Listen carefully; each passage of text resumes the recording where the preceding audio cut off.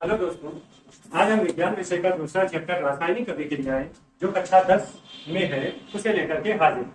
और आज हम इस चैप्टर के बारे में सारांशित रूप से लगभग पूरे चैप्टर का विश्लेषण करेंगे। फिर इसके बाद अगले वीडियो में हम आपको इसको डिटेल से पूरी जानकारी देंगे ताकि आप इस चैप्टर को अच्छे से याद कर सकें और इससे आने वाले प्रश्नों को आप आसानी से हल कर सकें। तो आइए शुरू करते हैं इस चैप्टर को। इस चैप्टर का सबसे पहला बिंदु जो है वो है भौतिक परिवर्तन। भौतिक परिवर्तन का मतलब क्या कि जब वस्तु के बाहरी गुणों में परिवर्तन आ जाए। जैसे हम एक कागज का टुकड़ा ले लें और उसको हम 4 कागज के टुकड़ों में फाड़ लें, फिर भी हमारे पास क्या रहा? कागज ही रहा। तो कागज की जो संरचना है, जो बनावट है, जो उसके गुण है, उसमें कोई बदलाव नहीं। सिर्फ हमने क्या किया? कागज के बाहरी रूप को परिवर्तित कर दिया। इस परिवर्तन को ही हम भौतिक परिवर्तन कहते हैं। दूसरा पॉइंट आता है हमारा रासायनिक परिवर्तन। रासायनिक परिवर्तन में भी हम कागज का ही उदाहरण लेते हैं। यदि हम एक कागज के टुकड़े को ले लें, उसे हम जला दें, तो जलाने के बाद हम ये क्या देखेंगे कि जो जलने से पहले कागज था उसके गुण कुछ और जलने के बाद जो कागज के गुण है वो कुछ और है। तो इससे क्या हुआ? इस क्रिया को हम रासायनिक क्रिया कहते हैं और इस प्रकार के परिवर्तन को रासायनिक परिवर्तन कहते हैं। रासायनिक परिवर्तन या रासायनिक क्रिया क्यों कह रहे हैं? क्योंकि रासायनिक क्रिया में या रासायनिक अभिक्रिया में जो अभिकारक पदार्थ होते हैं, उनसे जो बनने वाला पदार्थ होता है, जो उत्पाद के रूप में बनता है, वो अपने अभिकारक पदार्थों से लक्षणों में, गुणों में बिल्कुल भिन्न होता है, या यूं कह लें कि वो नया। तो इस तरह से रासायनिक अभिक्रिया भी हमारी यहाँ पर और रासायनिक परिवर्तन भी क्लियर हुआ।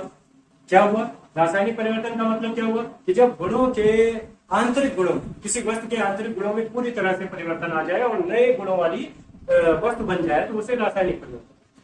और इसी को हम रासायनिक अभिक्रिया में लेके चलेंगे, क्योंकि जो रासायनिक अभिक्रिया है उसी के फलस्वरूप रासायनिक परिवर्तन होता है। जैसे एक एग्जाम्पल ले लेते हैं कि कार्बन और ऑक्सीजन। कार्बन ऑक्सीजन जब संयोग करती है तो कार्बन डाइऑक्साइड बनाते हैं।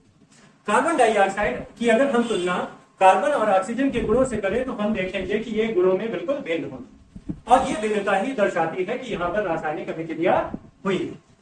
रासायनिक अभिक्रिया के बाद बात आती है रासायनिक समीकरण। रासायनिक समीकरण का अर्थ बड़ा सिंपल है। देखो, जब हम रासायनिक अभिक्रियाओं को लिखते हैं तो रासायनिक अभिक्रियाओं को हम सांकेतिक रूप से, संक्षिप्त रूप से संकेतों के रूप में लिख देते हैं। जैसे यहाँ पर हमने लिख रखा है Zn plus H2SO4, ZnSO4 plus H2। तो यहाँ पर हमने क्या देखा कि हमने उसके तत्व को उसके नामों से ना लिख करके उसके सिंबल या संकेतों से लिख रखा। तो सिंबल और संकेतों को जब हमने रासायनिक क्रिया के रूप में लिखा तो उससे जो समीकरण प्राप्त हुआ, यह समीकरण हमारा कहलाया रासायनिक समीकरण। अब बात आती है रासायनिक समीकरण के बाद संतुलित रासायनिक समीकरण। क्योंकि संतुलित रासायनिक समीकरण अगर नहीं होगा तो हमारी रासायनिक अभिक्रिया ही सही नहीं होगी। जैसे हम बात करते हैं कि एक रासायनिक समीकरण को उदाहरण के तौर पर ले लेते हैं, जैसे Zn प्लस H2SO4, ZnSO4 और प्लस H2। तो अगर हम देखें तो इस हिस्से को हम क्या कहते हैं? अभिकारक, और इस हिस्से को कहते हैं उत्पाद। अगर हम दोनों तरफ तुलना करें तो तुलना करने पर हमें क्या होगा? Zn का एक परमाणु, यहाँ पर भी Zn का एक परमाणु, यहाँ पर हाइड्रोजन के 2 और यहाँ पर भी हाइड्रोजन के 2, सल्फर का 1 और ऑक्सीजन के 4, सल्फर का 1 और ऑक्सीजन के 4 परमाणु या अणुओं की संख्या मिलेगी, जो इस बात का सबूत है कि दोनों ओर उनकी संख्या बराबर है। और संख्या बराबर होने की वजह से हम क्या कहेंगे कि ये समीकरण संतुलित। अगर किसी एक ओर किसी तत्व के परमाणु की संख्या कुछ है और दूसरी तरफ परमाणु की संख्या कुछ और है, तो इस समीकरण को संतुलित नहीं माना जाएगा। संतुलन के लिए अभिकारक और उत्पाद के दोनों तरफ जो परमाणु है, अणु है, उनकी संख्या बराबर होनी चाहिए। इसके बाद हम बात करते हैं रासायनिक अभिक्रियाओं के प्रकार की। रासायनिक अभिक्रियाओं के प्रकार से मतलब क्या? जब हम रासायनिक क्रियाओं को करेंगे तो हम देखेंगे कि उसमें अलग अलग तरह की क्रियाएं देखने को मिलेगी, और इन क्रियाओं में जो हमारे इस पाठ में सम्मिलित की गई है उनमें हम होती है योगात्मक अथवा संयोजन अथवा संकलन अभिक्रिया। नाम से ही क्लियर है, योगात्मक। योगात्मक का मतलब जुड़ना। एक सिंपल सा उदाहरण ले लेते हैं, जैसे यहाँ पर कार्बन और ऑक्सीजन आपस में जुड़े और उन्होंने कार्बन डाइऑक्साइड बना, यानी कि यहाँ पर कार्बन और ऑक्सीजन के जुड़ने से योगात्मक रासायनिक क्रिया हुई। इसी तरह से वियोजन अथवा अपघटन रासायनिक अभिक्रिया। अगर इसी अभिक्रिया को हम उलट करके लिख सकते हैं, उलट करके लिखने का तरीका ये होता है कि अगर हम इसी रासायनिक अभिक्रिया को लिख दें CO2 C प्लस O2, तो हमने देखा कि कार्बन डाइऑक्साइड यानी कि CO2 हमने अभिकारक के रूप में लिया। जब रासायनिक अभिक्रिया हुई तो वो कार्बन और ऑक्सीजन में टूट गया, और इस तरह से हम देख रहे हैं कि एक पदार्थ दो हिस्सों में टूट रहा है। तो इसलिए हम इस अभिक्रिया को वियोजन अथवा अपघटन अभिक्रिया कहेंगे। फिर दूसरी बात आती है, अगली रासायनिक अभिक्रिया की तरफ बढ़ते हैं, इसे हम प्रतिस्थापन अथवा विस्थापन अभिक्रिया कहते हैं।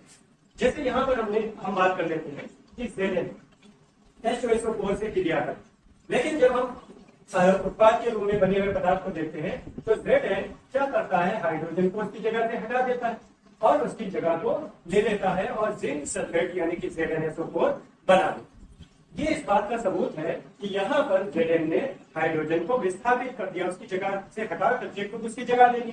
तो यहाँ पर क्या हुई, प्रतिस्थापन या विस्थापन अभिक्रिया हो गई। अगर हमें प्रतिस्थापन या विस्थापन अभिक्रिया समझ आ जाती है तो हम कह सकते हैं कि हमें धीरे विस्थापन अभिक्रिया भी समझ में आ जाएगी। क्यों, बड़ी सरल सी। इसमें हमने देखा कि एक पदार्थ अपने स्थान को छोड़ रहा है। धीरे विस्थापन अभिक्रिया में होगा क्या, सीधा सा सरल सा मोटिव ये होगा कि उसमें दो पदार्थ अपनी जगह को एक दूसरे से रिप्लेस कर लेंगे। द्वितीय का मतलब तो होता है, विस्थापन का मतलब होता है दोबारा से किसी जगह को ग्रहण करना। तो द्वितीय विस्थापन का सीधा सा मतलब हो गया है कि जब दो तत्व अपने स्थान को बदल ले और एक दूसरे से रिप्लेस कर ले तो इस क्रिया को हम द्वितीय विस्थापन अभिक्रिया कहते हैं। तो दोस्तों, इस तरह से एक सारांशित रूप में मैंने इस पाठ का लगभग आपको पूरी जानकारी देने की कोशिश की है। अब इस विषय से रिलेटेड इन अलग अलग टॉपिकों के ऊपर एक एक टॉपिक लेकर के आपको डिटेल से वीडियो मिलेगा। अगर आप उन्हें देखेंगे तो इस चैप्टर से मिलने वाले अंक आपके कहीं भी नहीं जाएंगे। बोर्ड परीक्षाओं के लिए इस पाठ से जरूर कोई ना कोई प्रश्न आता है, इसलिए अगले वीडियो के लिए भी